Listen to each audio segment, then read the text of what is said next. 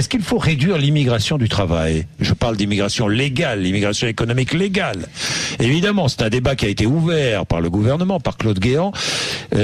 Faut-il la réduire, cette immigration-là? Vous savez qu'elle est très faible. Oui. Chaque année, il y a entre 20 000 et 30 000 personnes au maximum qui bénéficient du système de l'immigration légale par le travail. Et il y a un dispositif qui est assez bien fait d'ailleurs, qui est lié soit aux compétences spécifiques, soit aux talents spécifiques, soit aux missions spécifiques, soit à la compétence scientifique spécifique, qui permet effectivement de recruter des personnes étrangères.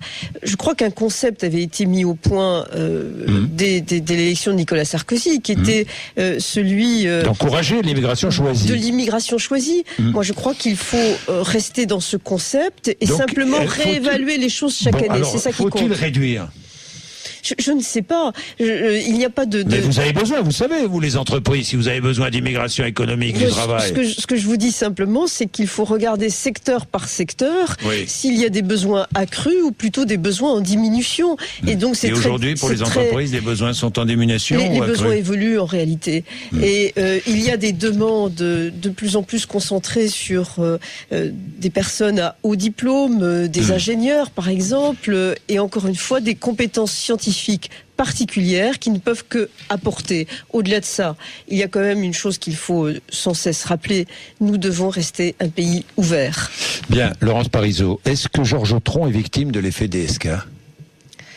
Je ne peux pas répondre puisque je ne connais pas le dossier et surtout, Monsieur Tron doit bénéficier de la présomption d'innocence. Ce que je sais, c'est que vous voyez, ces dernières années, et encore très récemment, quand on parlait de féminisme, ça apparaissait comme quelque chose de ringard, d'extrémiste.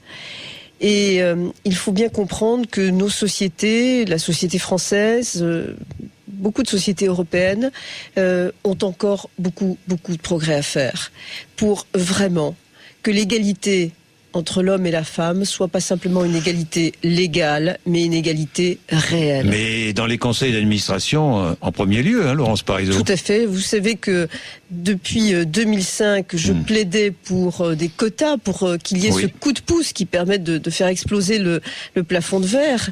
Et je souhaitais que cela soit fait sur la base d'une initiative volontaire. Malheureusement, je n'ai pas été suivie. Il a fallu une loi pour que il y ait enfin des quotas. Eh bien, retenons cette leçon, mesurons ce qui se passe avec les affaires dont vous venez de parler, et surtout, les réactions que certains ont eues sont vraiment... Qu'est-ce qui vous a choqué ? Dites-moi. Jean-François Kahn, Jacques Lang, les commentaires récurrents... Jacques Lang s'est défendu en expliquant que c'est sorti de son contexte. Mais enfin, bon. Non, mais écoutez, ça, c'est pas vrai. Ce sont des hommes qui ont l'expérience de la parole publique, qui ont depuis des années une fonction qui les amène à réfléchir. Ils ne parlent pas comme ça par hasard. Il y a un fond misogyne, c'est certain.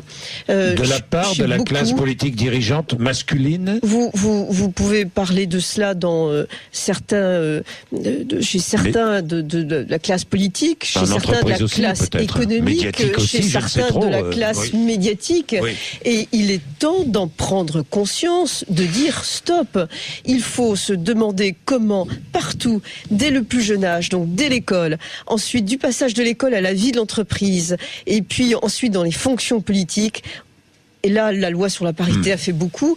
Mais vous savez, quand je propose un congé paternité obligatoire, c'est bien pour faire en sorte qu'il y ait toutes les conditions possible d'une vraie égalité. Alors bien sûr, ce congé paternité obligatoire, il ne faut pas le penser n'importe comment, parce qu'il ne faut pas que ça se fasse avec un surcoût pour l'entreprise ou une désorganisation dans le travail de l'entreprise.